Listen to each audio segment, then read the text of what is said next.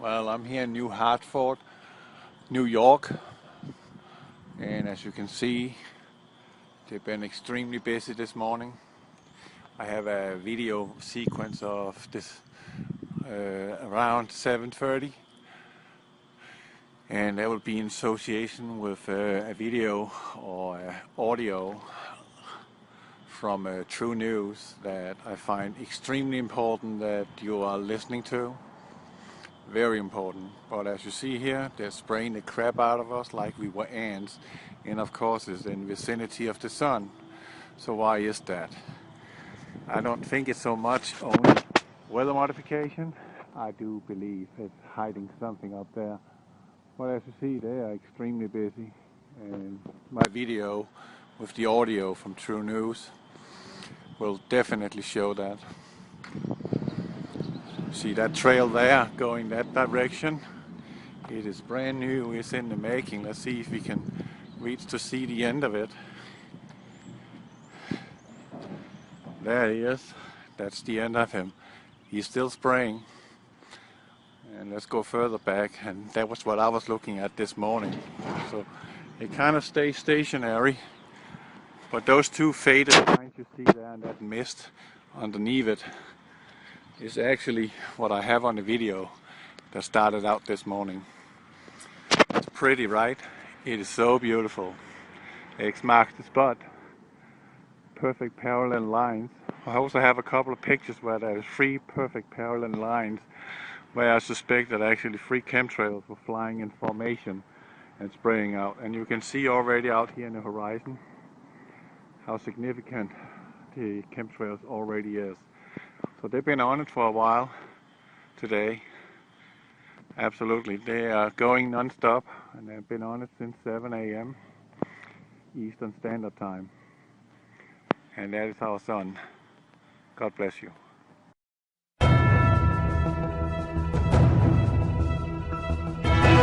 And there shall be signs in the sun, and in the moon, and in the stars, and upon the earth distress of nations, with perplexity, the sea and the waves roaring, men's hearts failing them for fear, and for looking after those things which are coming on the earth. For the powers of heaven shall be shaken. One man, one microphone, one mission, one message. True News, the only newscast reporting the countdown to the second coming of Jesus Christ.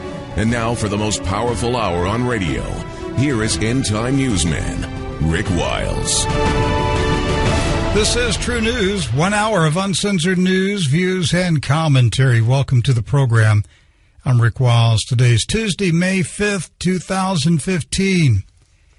ISIS has attempted its first mass slaughter of American citizens. It happened in Garland, Texas, a city near Dallas.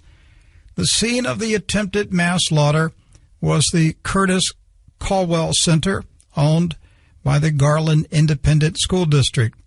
The event was the Muhammad Art Exhibit and Contest, organized by Jewish anti-Islamic activist Pamela Geller. The art exhibit included a competition to find the best cartoon mocking the Islamic prophet Muhammad. The winner received a $10,000 award. The purpose of the event was to promote freedom of expression. The would-be killers were 2 Muslim men, Elton Simpson and Nadir Sufi. Both of them worshipped Allah at a mosque in Phoenix, Arizona. The gunmen were armed with semi-automatic rifles, and both were wearing body armor. News reports said that there were FBI and ATF agents present at the event, plus a SWAT team on the site. None of them reacted to the arrival of the Muslim shooters. Perhaps they had taken a break and went to Starbucks for coffee. I wouldn't want to think that they actually wanted the Muslims to carry out a bloody mass shooting. But a fast-acting Garland City Police traffic cop opened fire on both Muslims after one of them shot an unarmed Garland School District security guard. The police officer used his service revolver and accurately aimed and shot both Muslims around their body vest. 3 cheers for the Garland Police Department. I wonder if Jihad Barry Obama will invite the heroic Garland police officer to the White House and give him an award for bravery. I think there's a higher probability he will send a high-level White House team to the funerals of the 2 dead Muslims and the mosque in Phoenix. The FBI knew about Simpson since 2006, when they suspected he was organizing a terror cell in Phoenix. 2006. This is 2015. How many years can you organize terror cells in the United States and get away with it? Simpson was connected to Abu Jihad. I guess that's how he pronounced his last name, Jihaad. Jihad. A U.S. Navy sailor who was convicted of sending classified military information about upcoming movements of his battle group to a terror cell in London. By the way, who are the idiots in Washington who think it's smart to enlist Muslims into U.S. military service? What do they think will happen? Did Franklin Roosevelt enlist Nazis and Japanese Shinto zealots into the U.S. military during World War II? Whatever happened to common sense? Oh, I forgot.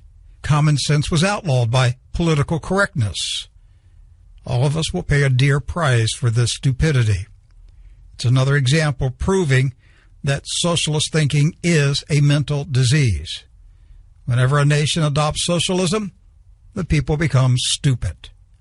Moments before the attack, Simpson posted a tweet saying, "May Allah accept us as mujahideen." Well, Allah accepted them into the pit of hell. Now they know Allah is Lucifer. Sorry, boys, but you serve the wrong God. Now, ISIS has taken credit for the Texas attack. They posted on the internet this statement, quote, "2 of the soldiers of the Caliphate executed an attack on an art exhibit in Garland, Texas, and this exhibit was portraying negative pictures of the Prophet Muhammad. We tell America that what is coming will be even bigger and more bitter, and that you will see the soldiers of ISIS do terrible things," end of quote. I've been warning since 1998 that bloody, violent jihadists would attack this nation, and that these attacks would grip many cities and towns someday. When this radio program started on one radio station in Dallas-Fort Worth 17 years ago this month, I repeatedly warned that there were dangerous Islamic terror cells embedded in the Dallas-Fort Worth Metroplex and Oklahoma City. I'm talking 1999 when I made those statements. And I was saying it in public speaking a year prior to the start of this radio show. The truth about the Oklahoma City bombing has never been told by the U.S. government and the news media. I said in 1998, and these are direct word-for-word quotes from my comments in 1998, quote, "The sound of war will be heard throughout the land. A well-organized army of terrorists will rise up without warning. They are amongst you now. They wait for the war cry. At the appointed time, this army of vengeance will strike. The horror will be unimaginable. Like a heart attack, there will be no warning. Your enemies will show no mercy. A campaign of terror will threaten every man, woman, and child. Bombs will destroy America's sacred national shrines. Biological weapons released in sports arenas and shopping malls will strike down multitudes. Poisons emptied into rivers and reservoirs will instantly kill thousands. Their missiles will explode in the night sky." End of quote. Again, I'm reading to you my direct quotations from 1998. I also said in the early days of this ministry, we are entering an age of horrible violence. In the days ahead, Muslim terrorists will unleash weapons of mass destruction on innocent people in urban areas that will both shock and terrorize the world. And I asked the question in 1998, America, are you prepared for the horror and bloodshed your enemies plan to unleash upon you soon? Many violent men long for your destruction. My dear friend, I have seen this day coming for over 17 years. I devoted 17 years of my life, my prime earning years as a businessman, to warn America that her destruction is ahead if there is no true repentance in the land. And I am weary of warning. I became aware in my spirit several years ago that the time of warning was over. Judgment is in motion. The American people made their decision, and the church in this country made its decision too. It hit the snooze button and went back to sleep. My focus now is only to minister hope and encouragement and strength to the saints of God who heard and heeded the warnings, whose hearts are grieved by the sins and abominations of this nation. The pulpits are filled with men who do not mourn over the sins of this land. In fact, some pastors, such as Joel Osteen, dare to say publicly that God never told them to talk about sin. If you were not told to talk about sin, it wasn't God who called you to the ministry. You're working for an imposter. In the 9th chapter of Ezekiel, the Lord said with a loud voice, "Bring near the executioners of the city, each with his destroying weapon in his hand." The Bible says the 6 men came forth carrying his weapon. Among them was another man clothed in linen and possessing a writing case at his waist. They stood near the bronze altar. The Lord instructed the man clothed in linen and possessing the writer's case to, quote, "pass through the city, through Jerusalem, and put a mark on the foreheads of the men who sigh and groan over all the abominations that are committed in it." The Lord said to the angels, "Pass through the city after him and strike. Your eyes shall not spare, and you shall not pity. Kill old men outright, young men and maidens, little children and women, but touch no one who is marked, and begin at my sanctuary." Ezekiel said, "So they began with the elders who were before the house. They said to him, 'Defile the house and fill the courts with the slain. Go out.' So they went out, and they struck the city." We see in the book of Ezekiel that the first people struck down by the angelic executioners were the religious leaders who failed to preach and teach the commandments of God, who did not mourn and moan and sigh over the wicked sins of the people. In the New Testament, Apostle Peter said, "For it is time for judgment to begin at the household of God. And if it begins with us, what will be the outcome for those who do not obey the gospel of God?" Ezekiel said, the Lord told him, "The guilt of the house of Israel and Judah is exceedingly great. The land is full of blood, and the city full of injustice. For they say, 'The Lord has forsaken the land, and the Lord does not see.' As for me, my eye will not spare, nor will I have pity. I will bring their deeds upon their heads. And behold, the man clothed in linen, with the writing case at his waist, brought back word, saying, 'I have done as you commanded me.'" Now, if you think angels marking human beings is an Old Testament concept, well, turn to the 9th chapter of the Revelation of Jesus Christ. Apostle John wrote, "And the 5th angel blew his trumpet, and I saw a star fallen from heaven to earth, and he was given the key to the shaft of the bottomless pit. He opened the bottomless pit, and from the shaft rose smoke like the smoke of a great furnace. And the sun and the air were darkened with smoke from the shaft. Then from the smoke came locusts on the earth, and they were given power like the power of scorpions of the earth. They were told not to harm the grass of the earth, or any green plant, or any tree, but only those people who do not have the seal of God on their foreheads. They were allowed to torment them for 5 months, but not to kill them.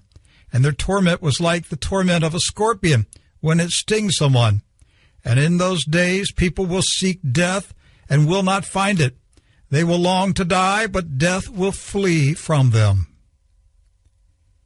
In the Old Testament's book of Ezekiel and the New Testament's revelation of Jesus Christ, we read that God instructed angels to mark men and women in order that they be protected from the death angels sent to punish the wicked.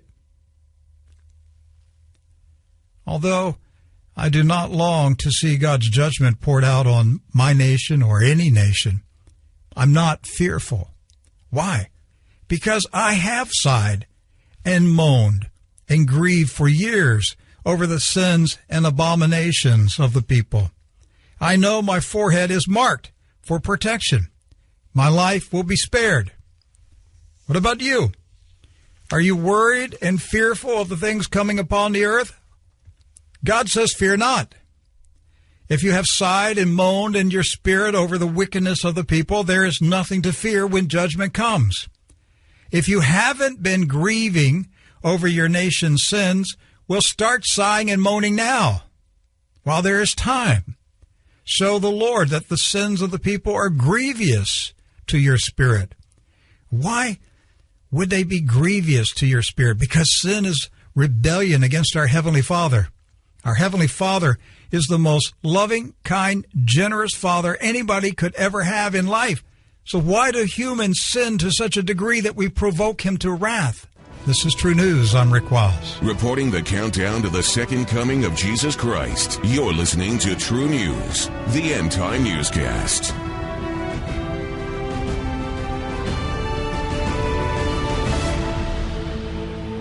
This is Max McLean. Where does your heart seek its hope and security? Listen to the Bible from Matthew 6. Do not store for yourselves treasures on earth, where moth and rust destroy and where thieves break in and steal. But store up for yourselves treasures in heaven, where moth and rust do not destroy and where thieves do not break in and steal. For where your treasure is, there your heart will be also. The eye is the lamp of the body. If your eyes are good, your whole body will be full of light. But if your eyes are bad, your whole body will be full of darkness. If then the light within you is darkness, how great is that darkness? From Matthew 6. Listen to the Bible. It's great for the soul. Hear more at radiobible.org. You're listening to True News, the most listened to Christian radio news program in the world.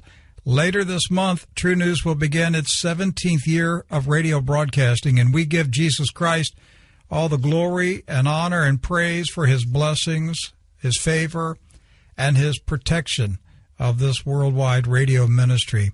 Western Christian Bible prophecy teachers talk about a future Antichrist who will rule the world. But the Bible does not expressly call such a ruler the Antichrist. To be correct, the Bible refers to the son of perdition. Biblically, we know that the spirit of Antichrist has been upon the earth for thousands of years. Anybody who denies that Jesus Christ came to earth as God in human flesh is Antichrist.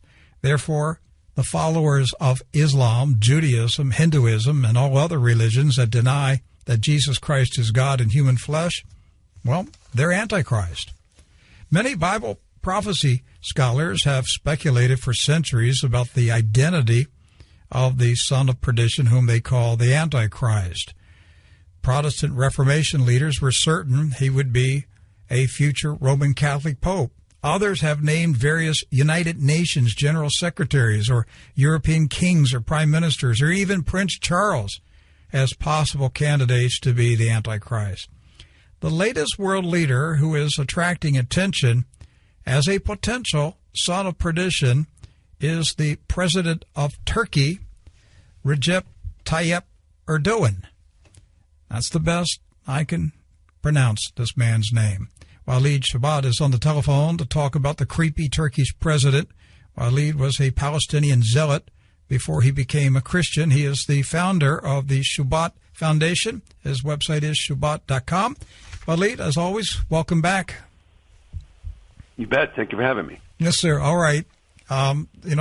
Just out of the start here, what is the correct pronunciation of this guy's name? Rajab Tayyip Erdogan. Yeah, that's what I said. Yeah, the hoped for Erdogan. That's what it means. All right.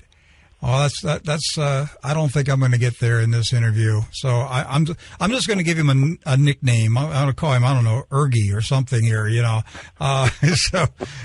Hey, before we start talking about Ergy, I do seriously. I want to hear your thoughts about what happened in Garland, Texas. Well, you have an event of a cartoon, drawn cartoon of Muhammad. Of course, you have Nader Hamid Sufi, who has been named one of the gunmen in Garland event. And, you typically find his Facebook page to be like any other typical Muslim in the Muslim community in the United States. He likes anti-Israel liberals like Christopher Hedges, Norman Finkelstein. He's pro-anti-cop black movement. He's anti-pork. To most liberals or anybody, seems like you can't argue that this is no big deal, no cause for alarm. If you say anything about this kind of thing, you say, you're just a, Islamophobe. But he made a perfect lone wolf, and that's the idea of what ISIS wants to do. If you look at his Facebook, he has spends considerable amount of time with his brother family. But if you look carefully, he supports Hamas. You look at the mosque that he attended in Phoenix. You talk New York Times. Others talk to Ashami, who is the imam there. He says, he was a nice guy. That's the kind of thing you get in the media. But you look at the center there in Phoenix, you find them supporting ICNA. You find them supporting terror group fronts financially and all that kind of thing. And most they condemn ISIS. Like, New York Times says, they condemn ISIS or whatever. It's under the rug, but they support Hamas. They support the Muslim Brotherhood. The property is owned by a Muslim Brotherhood entity. And so, the issue of this kind of thing is that we have millions of these people roaming around about us. And if dare you say something against the Prophet of Islam, Muhammad, or draw cartoons, and then ISIS is very easy for ISIS to recruit these people. In fact, people need to look at ISIS manifesto that I revealed that this kind of thing is going to happen. It's happening like clockwork. They failed, thank God. But had they succeeded, it would be another Charlie Hebdo in France. Thank God that Texas has, lock and load. Unlike France, cops walk around there with no weapon, just like in England. So we've been fortunate because of the Second Amendment, the right to bear arms, First Amendment, right, free speech. Those blessings that we have will diminish if we basically pay attention to ISIS. In other words, if everybody in the world held a Muhammad cartoon, ISIS would want to kill the whole world. They want to kill the whole world anyway. So as much as you hold a Muhammad cartoon and say, I'm for the Muhammad cartoons, it don't make a difference. Walid, some of the reports said that there was a SWAT team at the building, FBI agents, ATF agents, and yet nobody reacted when these two ISIS-related gunmen pulled up and shot an unarmed security guard. It took a city cop who was there for traffic duty to right. take out these two Muslim gunmen. What were the FBI, ATF, and SWAT team guys doing? Well, I don't know exactly the scene of the crime or the terrorist attack, but the cop was at the entrance, and that's why he was the first to confront them, because they began to open fire the moment they walked out of the car. So the FBI and the other SWAT team were at the building site, and they were not at the site of the entry, and that's where it all happened. So if you have that many men on the site, you'd think you'd have the whole building surrounded. And certainly the entrance. I mean, where are they going to come in? The chimney? Of course they're going to come in the entrance. In my opinion, you're right. Should have been more guarded. Should have had SWAT team right at the entrance, because that's where the point of entry is. That makes me wonder if somebody wanted a shooting to take place. So it'd be difficult to kind of conclude this. You know, maybe they didn't factor. Wait. Yeah, maybe they didn't factor in a city traffic cop actually paying attention and doing his duty. Thank God for that police officer. You know, hey, do you think Obama's going to invite the police officer to the White House and give him a medal? I don't think so.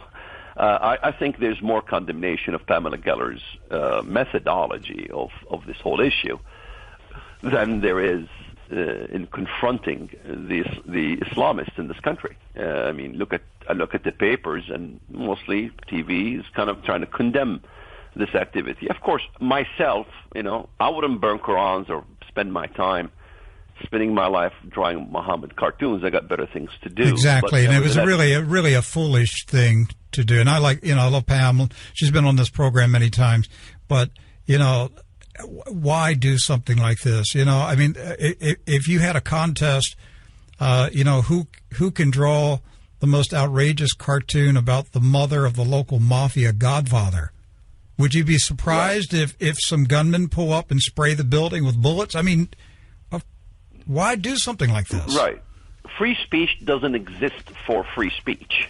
Free speech exists that we wisely use free speech, and that's the point I try to make when I talk about this issue, is that we know we have to be wise what we're using free speech for. That's right. I'm just going to do anything just for the sake of free speech. To me, that's not the way to go. Burning Qur'ans is not the way to go. Drawing cartoons of Muhammad is not the way to go. Convincing the Muslim that Islam is a hateful religion and have him burn his own Qur'an is the way to go. Amen. All right, let's talk about the president of Turkey. What do we know about this guy, and what is his agenda? Well, you know, he stems from Hikmettin Erbakan, who started, I believe, the Noor Party before it became the AK Party. And this is a movement that's been there since the 30s, since the falling of the Ottoman Empire in Turkey. They've always tried to rejuvenate the Islamist movement in Turkey, and that's why it is very much a mimic of the Muslim Brotherhood. That's why they support the Muslim Brotherhood. So it's been a movement that's always tried to revive the Ottoman Empire. And the reason that it never succeeded in the past is because you had the military and you had the judicial system, which really clamped down on this movement. Anytime that they tried to get into the elections, you know, try to win, they clamped down on them, imprisoned them, and whatever. But since the AK Party won, they were under the radar. They began to change the laws slowly and began to control through bribery, through corruption, to control the system, to control the media, to begin to dismantle, you know, newspaper unions and this kind of thing, in which, you know, the media basically was in disarray, and then later on began to control the media. Once they control the media, they control the country. And so, you know, his popularity grew as he stood against Israel, as he kind of walked out on the Davos Accord. Erdogan began to kind of, you know, call upon himself, show himself as a person who is going to be the sultan of the Muslim world, the one who's going to lead the Muslim world. So they play in their own language a face to the Islamic world in the West. So they have to be, you know, they walk a tightrope. In the, you know, when they talk to the West, they talk in Western value terminologies, in which they try to fool the West. But in the East or the Middle East, they really are open to be Islamists. And of course, right now, you know, you have Erdogan wanting to be like Selim I. You got to go back to the history when Selim I of the Ottomans controlled Syria and invaded Egypt and defeated Qansa al-Ghuri and took over Egypt. He wants to mimic the same thing, and so wanting to be the savior of the Muslim world, or the Salah ad-Din, or the Selim I, he's now encroaching into Syria using excuses like the Sulaiman Shah grave. And supporting Jabhat Ahrar al-Sham. You know, they have al-Nusra, Ahrar al-Sham. These different terrorist factions that are operating against Bashar al-Assad in Syria. Of course, when they play with the West, Obama says we're going to have a free Syrian army. We're going to work with Turkey to basically thwart out and remove Bashar al-Assad from his position in Syria. And of course, Turkey plays the role. But now there is no FSA anymore. There's no, this so-called moderate Muslim movement that wants to oust Bashar al-Assad is now become clear, as we said, is all fanatic fundamentalist. It's all terroristic. They have no clout. And now it's Ahrar al-Sham terrorist organization, or it is al-Nusra or al-Qaeda or ISIS that's controlling the northern regions of Syria. And of course, Turkey's taken advantage of that, supporting Ahrar al-Sham, supporting the movement, wanting to basically begin to remove ISIS slowly out of the picture, and so they can control Syria.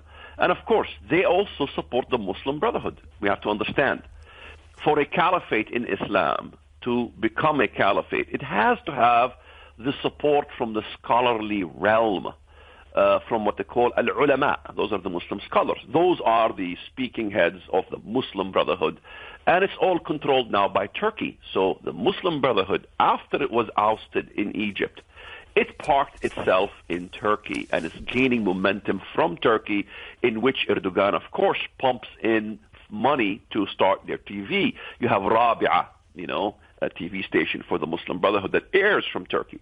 So you got a whole mechanism. You got a media mechanism. You got the scholarly realm, and that's what you need to be able to establish this caliphate. Because let's face it, al-Baghdadi of ISIS does not have the support of the scholarly realm in the Muslim world. This is why the mosque that provided the two terrorists in the cartoon thing in Garland, Texas, that mosque does not support ISIS.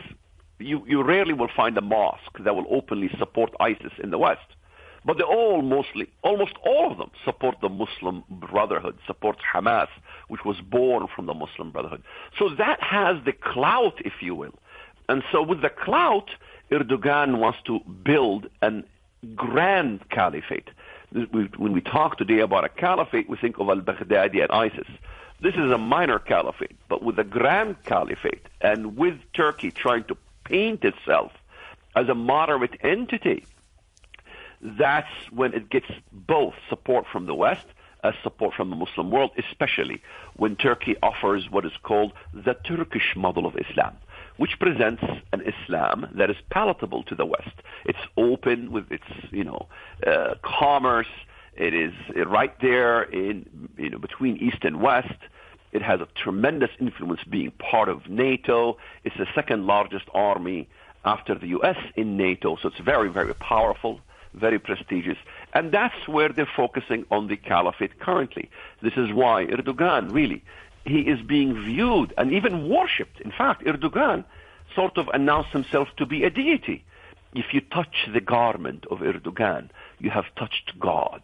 And so a lot of Western he said that. Well, he said if you touch his garment, you've touched God. Deputy, the AK Party. The AK Party Busra deputy Hussein Shaheen. These are AK Party deputies, and I have their statements. If you can look up the article, it's titled "Shocking and Amazing: Erdogan has now declared himself to be God." And so the AK Party members are saying, if you touch his garment, you have touched God. And this is something very strange to many of the prophecy analysts in the West. They would say Islam doesn't promote the idea of Muslims worshiping a man.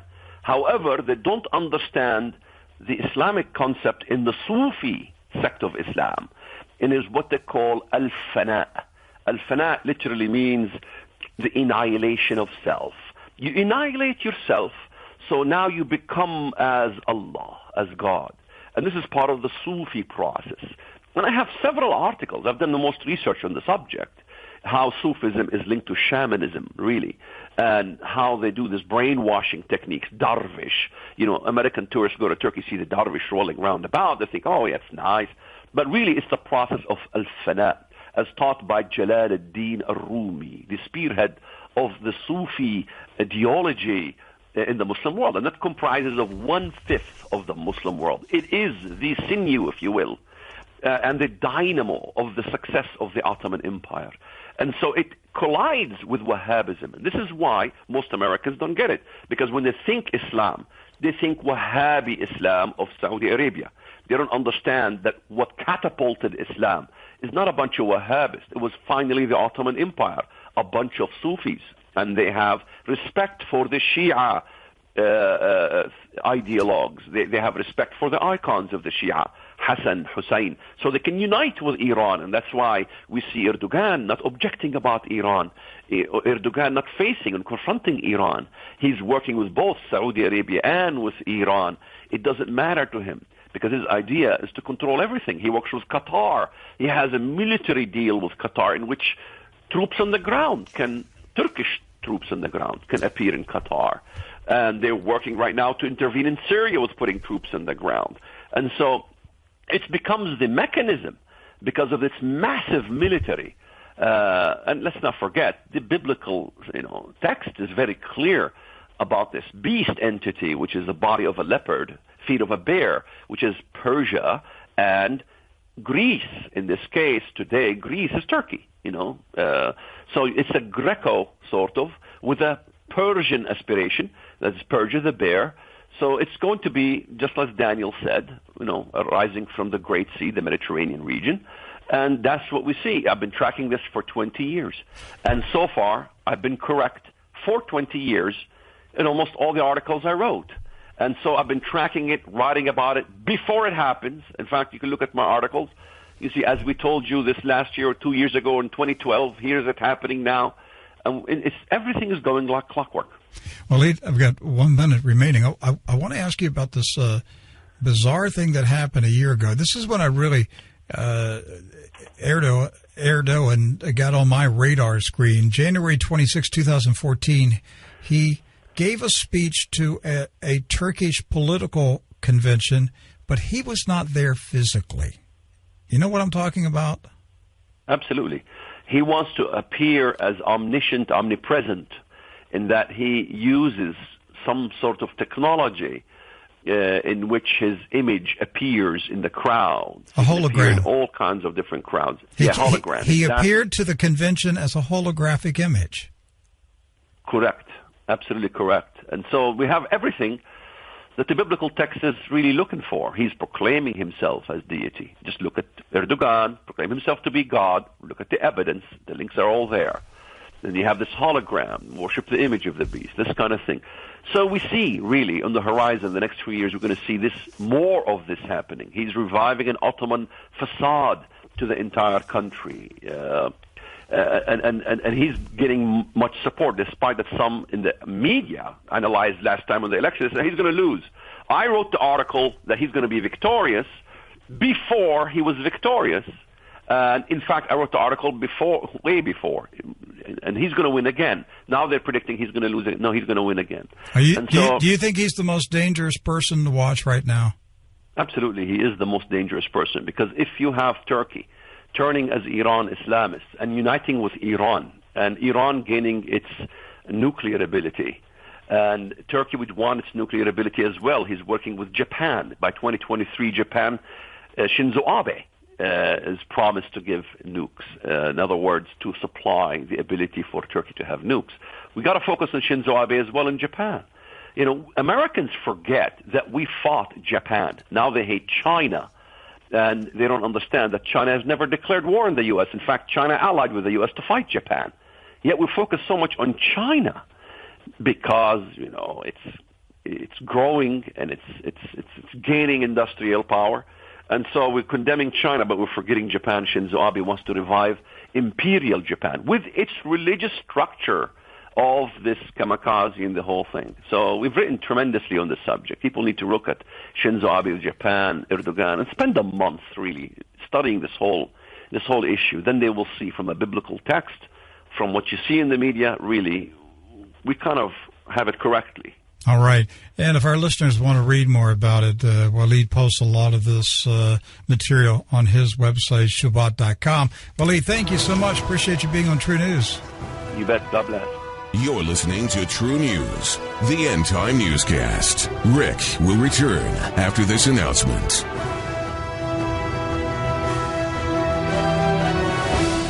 If you want to walk in the truth, you have to be able to remember the truth. Here's a practical memory-enhancing suggestion in A Moment with Charles Stanley. Now watch this. You listen and say amen. If I want to remember something for sure the next day, that's the last thing I want to read at night. You see, you have to keep some things in front of you all the time. And if you walked in my study at home, I have all these little sayings that I've clipped out of things, and on my computer, all around the bottom, around my desk. There's some things I want to look at every day. I don't even have to choose to look at them. I just see them. I put them where I see them all the time. And I remember when I learned a long time ago, I heard somebody say, and I wrote it down, it's been there for years, God must conquer the man with whom he's willing to share his great ideas. Never forgotten that. And there are many others. But some things you have to keep in front of you. And you put them on your mirror where you dress or whatever it might be. Just write it out or type it out or something. So if there's some weakness in your life, you find that right verse and you put it up here. Or that saying or whatever it might be. You choose. If you want your mind to be abundantly overflowing with truths that will guide you safely every day of your life. To understand more about the Bible and how to use it, visit intouch.org. Welcome back to True News, the most listened to Christian newscast in the world. Visit our website, truenews.com, TRUNEWS, truenews.com. Download our free app to your smartphone or mobile device, and please consider becoming a monthly financial contributor to underwrite the expenses of this international radio ministry. A strange thing happened in Washington in 2009. Newly elected President Barack Hussein Obama quietly switched sides in the war on terror. He flipped U.S. foreign policy and military assets in favor of the Islamic terrorists. He endorsed and aided the Muslim Brotherhood takeover of Egypt. He bombed Libya and armed al-Qaeda to take over Tripoli. He ran guns through Benghazi to jihadists fighting the Syrian government. He championed the so-called Free Syrian Army, which is really nothing more than ISIS.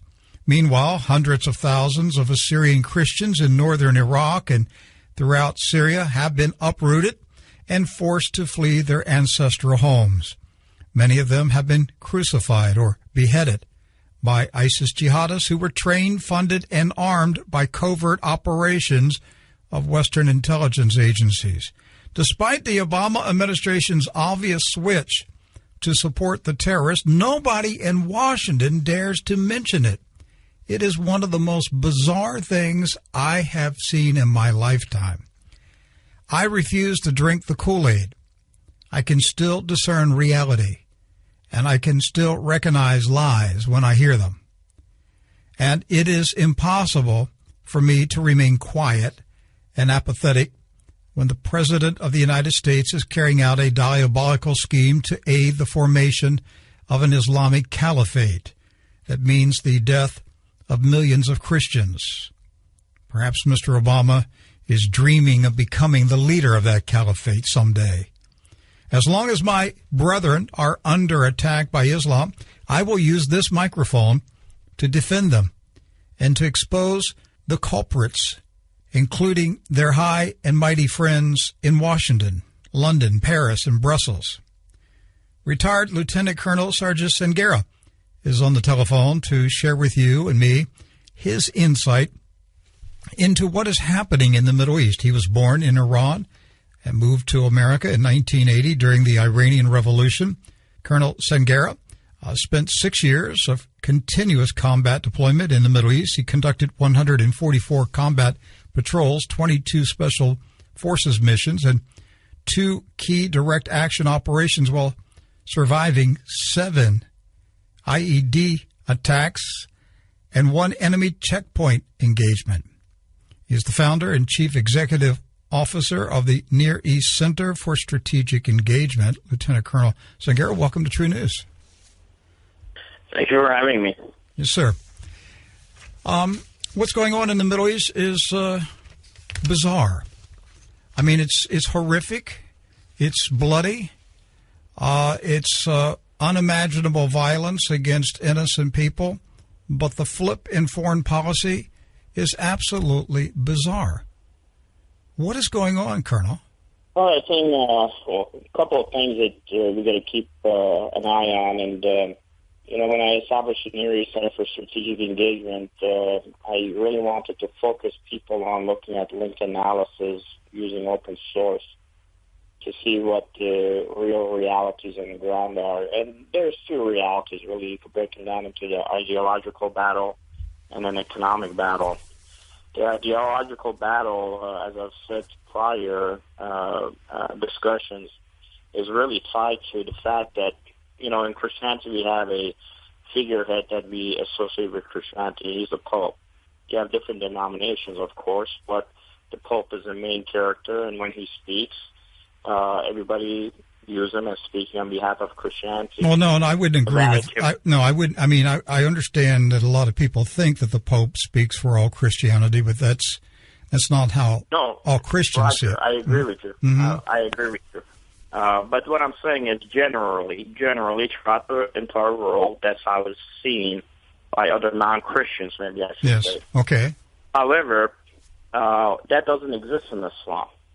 That focal point doesn't exist. So Saudi has tried to be the leader of all the Sunni religious groups within the Middle East. Iran has been trying to be the lead of the Shia groups. Egypt has been trying to be the lead of all Arab states. And Turkey is trying to establish its footprint as a regional hegemony, as it used to have the old caliphates under the Ottoman Empire.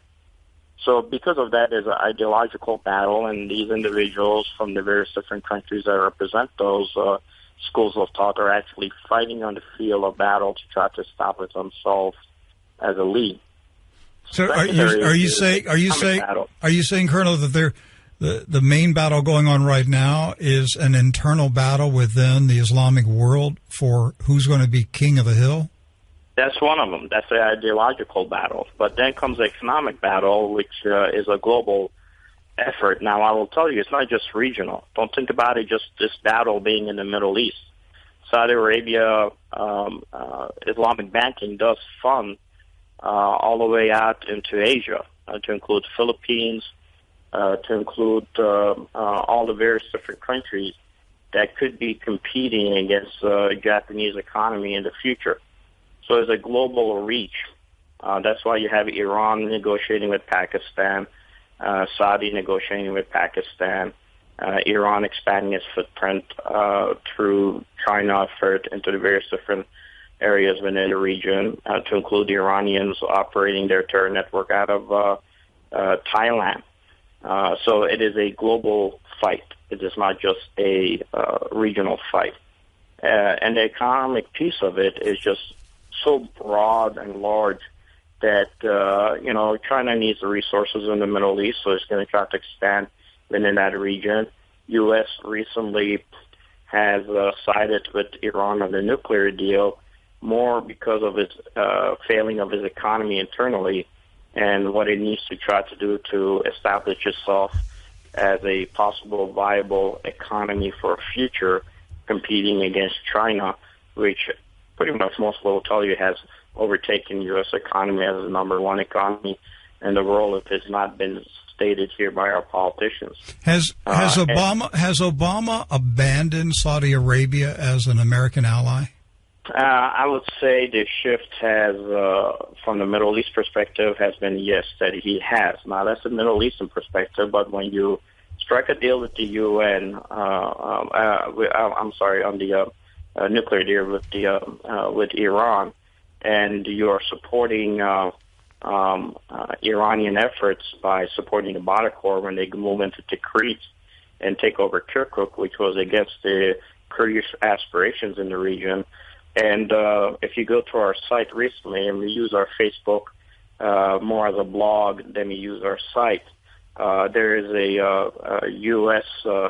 delegation, which is the oil industry, that is expected to arrive in Tehran to explore the possibility of conducting business there. And that's directly from the Iranian deputy oil minister, who stated that just on Monday of this past week. So big business is moving to Tehran again.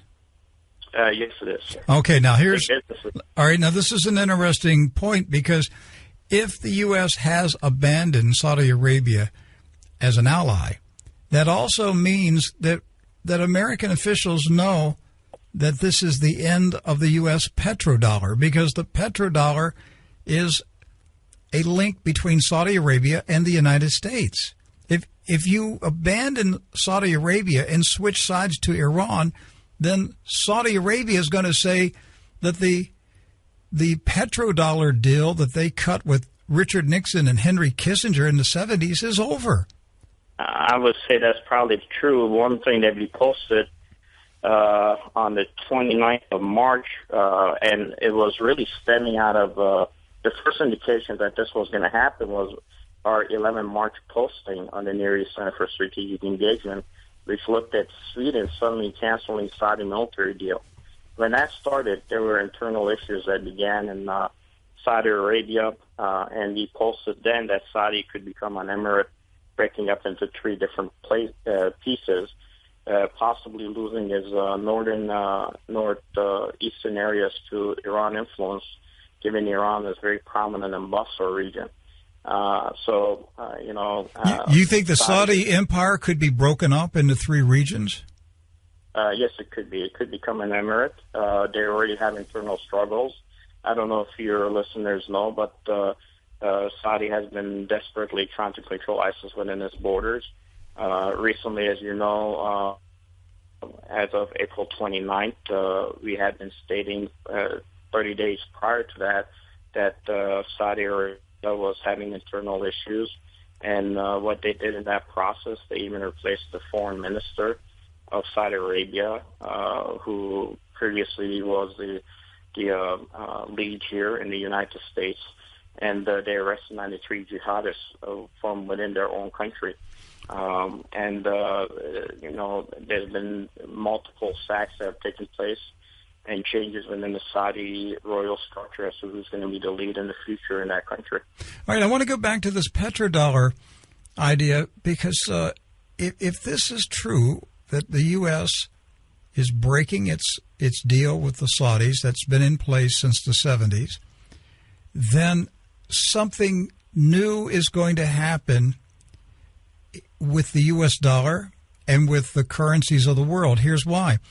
Nixon and Kissinger cut the deal with the Saudis in the 70s to create the petrodollar because they took the U.S. dollar off the gold standard. And it was, quite frankly, it was a brilliant move by Kissinger and Nixon. I mean, I'm not supporting it. I'm just saying they were slick. They were shrewd in what they did. They took the U.S. off the gold standard, and so they had to come up with something. And so they cut a deal with the Saudis to prop up the U.S. dollar with oil, and so we pledged to support and defend the Saudi regime. We would go to war to protect them, and in return, they would guarantee that all oil sales in the world would be conducted in U.S. dollars, and that they would use their excess profits to buy American government debt, U.S. Treasury bonds. So if that ends, Colonel, that entire financial structure comes to an end. There has to be something that's going to take its place very soon. Well, what happened was when I was initially asked about the nuclear deal with Iran, I stated it. I was the Near East Center for Strategic Engagement was the first one that stated that take a look at the ties to the Chinese economy. China needs the resources of the Middle East to exist. When it became the second largest economy in the world last year, around the June time frame, they went ahead and purchased a lot of our security bonds. And those were the short-term bonds that they could have dumped on the market. The worry was that coming up as an election year that might have been used by the Chinese as a way to leverage their footprint within the U.S. Political arena at the national level. Because of that, there's a reason also why Japan recently overtook in February the purchases of the bonds that initially China was buying. What happened was when an initial agreement was struck with Iran, Iran used it as a leverage, knowing that it was a deal that was going to help China more with its economy, to include a 160-inch natural gas pipeline that it was trying to complete, but it couldn't do it because of the sanctions that were placed on Iran specifically. So that pipeline had been built from Iran through Pakistan, but India wasn't allowing it to continue, given the fact that sanctions still lied on China.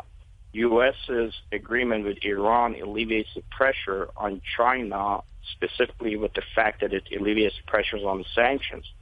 China's economy had just come into a bubble economy recently, and because it was tied to a credit economy, Iran, knowing that China previously had used its oil money interest it was hiding in Chinese banks to be able to affect the global economy, holding that money, not spending it, what they decided to do is play U.S. against China itself by saying, you need to lift all the sanctions.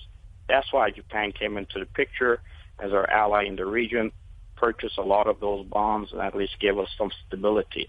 I think the reality of what is happening within the region is a global war economically, and this global war economically is a somewhat, for this year, at least a facade to say that our economy is better than it was before. But eventually somebody has to get into the oil markets of Iran having a large footprint in Yemen and all of Iraq.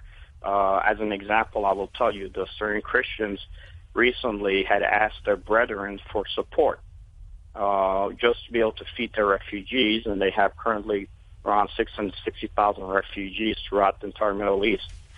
From within 24 hours of that request, Iran sent 24 tons of humanitarian support to the Christians of the Middle East, from the Iranian border through the KRG to where the Syrian Christians are in the Nimba Plains in Syria. They received that aid within 3 hours of the initial request that came in. It came from Iran? It came from Iran, the Islamic Republic of Iran. U.S. is not even capable of providing that type of a support for your Christians downrange. So, why, Colonel? Why are the Iranians supporting the Christians? They're supporting them because they understand civil military operations is a large piece of what they have to do to have an effect within the region. Assyrian Christians currently are in desperate need. They need support and help. Iran gave them the humanitarian aid that they need. They're doing the same thing in Yemen. In Yemen, actually, they started providing humanitarian support to the Yemenis going back before even the hostilities erupted within the region. And as of 8 days ago, when a Iranian transport plane was trying to send humanitarian aid to the various different Yemenis populace in the region, 2 Saudi aircrafts intercepted it. When it refused to turn back, the only choice of the Saudis had was to bomb the airfield, which means that they cut the humanitarian aid going in. Iran does understand how to use civil military operations to expand its footprint within the region. That is something that we don't have in the region because we don't have eyes and ears on the ground. We don't have a large military capability on the ground, and we are not supporting enduring partners in the region who are capable of providing that type of a support for us within the region. So there's an economic battle, the tactical battles, and the ideological battles that have led us to a point where eventually you're going to see a larger Chinese footprint within the region, a deal that will have to be brokered probably by even the next administration with Iran.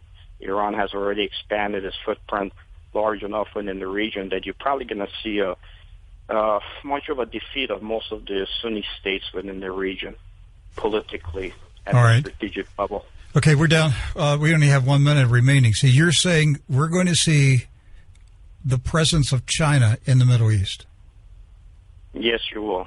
Maybe not directly, but you will. They have their oil platforms on the ground, and they are stabilizing their economy. And quickly tell us which nations will be working alongside China in the Middle East.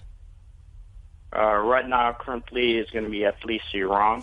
The United States will be allowing their footprint there, because sanctions are going to be affecting Chinese economy, which will affect our economy that's tied to China. Fascinating. Is there a grand plan underway?